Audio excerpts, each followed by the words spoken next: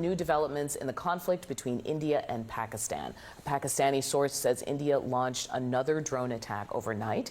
India has accused Pakistan of attacking it with drones. Major damage this morning near their disputed border in Kashmir. Listen to how Pakistan's ambassador to the U.S. described the recent violence between the two nations. Started by India, escalated by India. It's the third night. Pakistan has exercised its right to self-defense, but basically this is not the kind of simplified version of the security situation in the region that I think the world wants to see.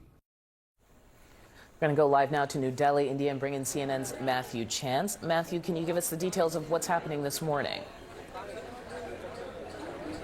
Yeah, absolutely, Audie. Well, you joined me in a very hot market in the middle of New Delhi, the Indian capital, where I've been speaking to people about what they think of this increasingly dangerous standoff between India and neighbouring Pakistan.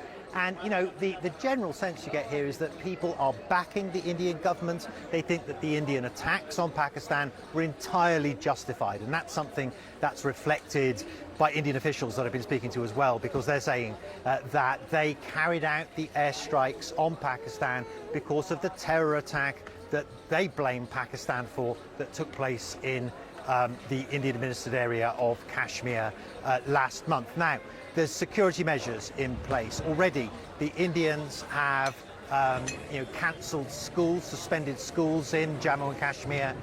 They've suspended schools elsewhere in Punjab province as well, which is close to Pakistan. They've also cancelled all the leave that civil servants are meant to have in this country in preparation, they say, for a possible emergency response. So they are expecting, they say, attacks by Pakistan in the future, in the coming days potentially, and I think it's fair to say the country is on a state of alert. So very dangerous situation, particularly when you consider, of course, Audie, that both India and Pakistan have nuclear weapons. We're a long way from a nuclear confrontation, but in an issue that is as tense and as emotional as this, it is a danger that really everybody is having at the back of their minds.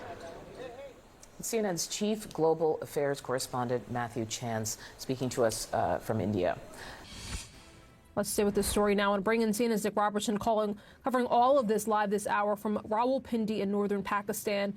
Nick, give us a sense of what the latest is on the ground this morning.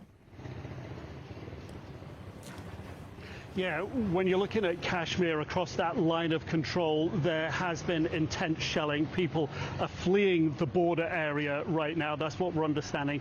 Overnight, Pakistani officials told us that India sent more drones into Pakistan. They sent 29, according to Pakistani officials. India sent 29 drones into Pakistan yesterday. One of them came down here, and I'm going to ask Javid just to give us a show and tell here. This is a cafe area. You see some of the metalwork ripped down here. Javid, if you can pan up, you can see there where the drone impacted on the building up there above us. And if you come down here, you get a sense of, look, the shrapnel literally splashed all across the wall here. It came down, the shrapnel marks all over the ground here. A piece of shrapnel lying on the ground. Now, it was about 10:30 in the morning when that happened yesterday. This area here is known as Food Street. Fortunately, at that time, it wasn't too busy, but the window fronts in all these restaurants were blown out. They're being tidied up today. But right behind what you're looking at there is the Rawalpindi Cricket Stadium, and there is a major cricketing event going on here. Well, there was the Pakistan Super League bringing in international players. It's the main cricketing event of the year inside Pakistan. That, because the Foreign Minister said, actually it was the stadium that was the target of the drone. The organisers of this cricketing event have put it on pause. They're moving it to the UAE. That's going to cost several millions of dollars to do. India, in the meantime, is also now pausing matches in the India Premier League, major sporting event there as well. And it's ironic, if you will, that cricket, the sort of unifying thing for the youth of these two nations, is getting affected by these attacks. But this is what people are living in fear of. Here yesterday, one man in his mid-20s was killed. 2 people were injured. Yeah, Nick Robertson reporting live for us there in northern Pakistan as we continue to see the ripple effects of this conflict and as many world leaders around the world watch to see if this continues even further into a wider conflict. Nick Robertson, thank you. There's been new cross-border fire between India and Pakistan. It's raising fears the two nuclear-armed rivals are on the brink of a wider conflict. New video shows damage in the aftermath of attacks overnight in India. The Indian Army says it repelled multiple attacks on Pakistani drones and other munitions along the line of control, which is the de facto border in disputed Kashmir. Pakistan says it destroyed several Indian Army checkpoints along the border in response to what it calls unprovoked firing from the Indian side. Now, in his first public comments on the crisis, India's Prime Minister called for continued alertness. I want to bring in journalist Vedika Sood, who's covering all of this live from Delhi. Good to see you again, Vedika. With tensions heating up, where do things stand right now? Well, every morning there is some development through the night that we bring to you, and that's what we're going to do today as well. India and Pakistan are trading blame over overnight attacks that have taken place. In fact, the Indian military has come out with a statement, and they have accused Pakistan of sending in munition and missiles from across the border in their northwestern region, and they have said that they targeted military establishments in these areas, a charge that Pakistan has denied repeatedly. I want to also now bring up a statement on X from the Indian Defence Ministry, and I'm going to quote from that statement. The Indian Defence Ministry said, and I quote them here, military stations at Jammu, Pathankot and Udhampur were targeted by Pakistani origin drones and missiles along the international border in Jammu and Kashmir today. The threats were swiftly neutralized. Now, CNN has spoken to people living in these areas who witnessed what had happened overnight local time, and they said that the situation around them was full of panic and there was palpable tension.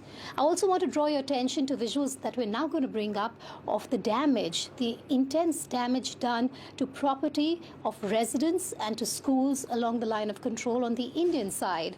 You have villagers who've gone back into those areas that were hit due to cross-border shelling overnight, and you can see the damage done to the property there. CNN again spoke to residents of that area, and one young man spoke to CNN saying that he moved out with some family members while others stayed back, and about 50 to 60 of them were in just one bunker while that heavy cross-border shelling took place. Now let's just talk to you about the international community. I want to start with a statement coming in from the US Vice President. He did say that he is worried about the situation in the South Asian region, but he also said this. We want this thing to de-escalate as quickly as possible. We can't control these countries, though. Fundamentally, India has its gripes with Pakistan. Pakistan has responded to India. What we can do is try to encourage these folks to de-escalate a little bit, but we're not going to get involved in the middle of a war that's fundamentally none of our business. In other developments from within India, civil servants have been asked not to go on leave over the next few days, and also there's a high alert that has been issued in most of the airports across the country. Back to you, Kim. I appreciate you bringing us the latest on this. Vedika Sood live in Delhi. Thank you so much.